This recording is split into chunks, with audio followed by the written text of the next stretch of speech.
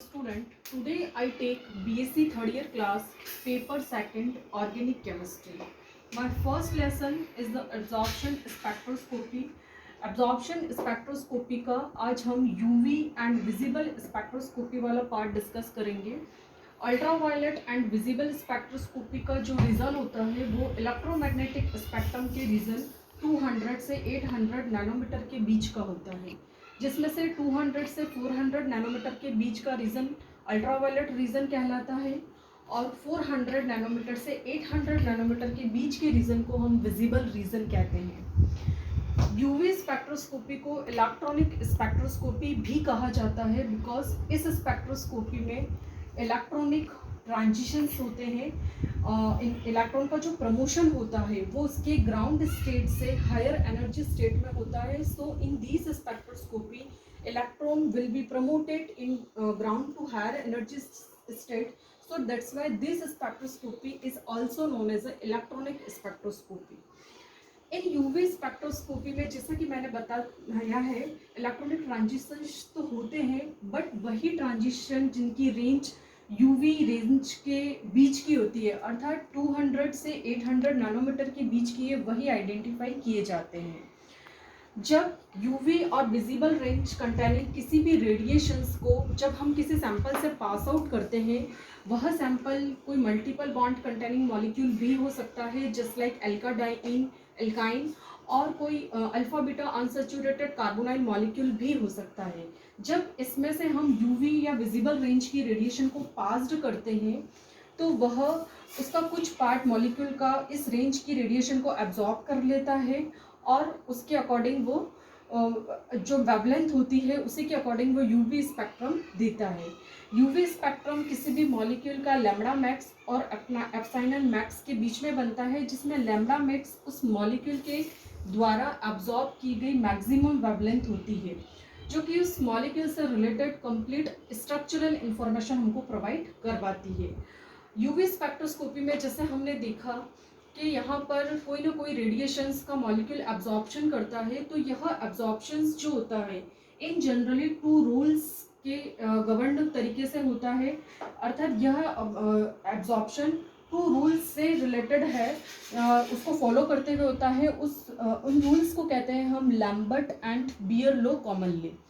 Lambert law का statement ये है कि जब भी हम किसी मोनोक्रोमेटिक रेडिएशन को किसी होमोजेनस एब्जॉर्बिंग मीडिया में पास्ड करते हैं तो इंटेंसिटी का डिक्रीमेंट होता है. यह डिक्रीमेंट जो है, जो हमने सैंपल ले रखा है उस सैंपल की थिकनेस के डायरेक्टली प्रोपोर्शनल होता है जो भी हमने इंसिडेंट रेडिएशंस ली है.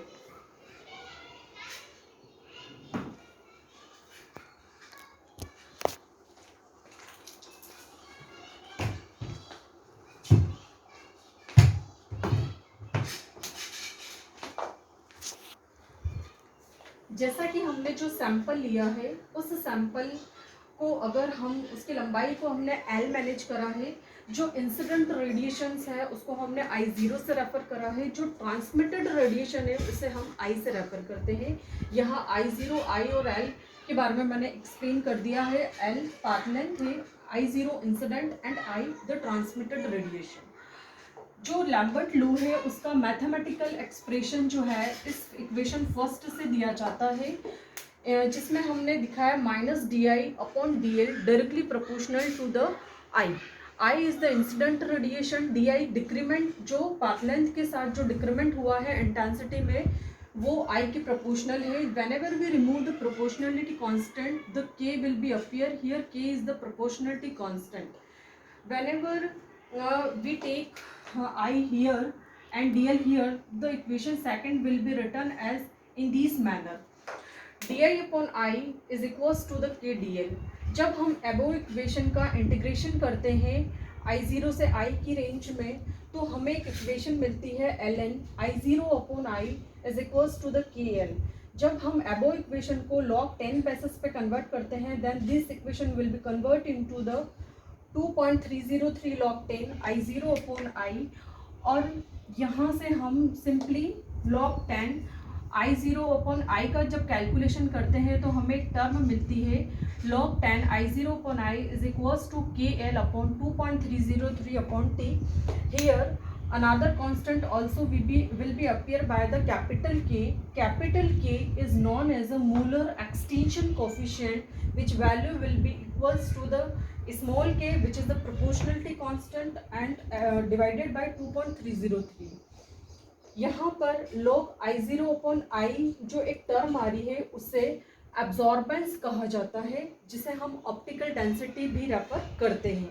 तो एबो इक्वेशन को हम ऐसे भी लिख सकते हैं log 10 I0/I which equals to A, that is the absorbance, which is equals to KL, और here K is the Muller extension coefficient। अगर हम बियर लॉ का देखें तो बियर लॉ ये कहता है, according to the Beer law absorbance is directly proportional to the concentration of the solution, which is given by A directly proportional to CL. Here C is the concentration, L is the path length of the sample. So A is equals to log 10 I0/I is equals to the K dash C. Transmitted यहाँ पर एक और term है जो कि absorbance की reciprocal value है, which is denoted by T. T is refers to 1/A, which is equals to log 10 I/I0. These two law govern the absorption part of the UV and visible spectroscopy. The next topic of this lesson I will explain in my next video. Thanks.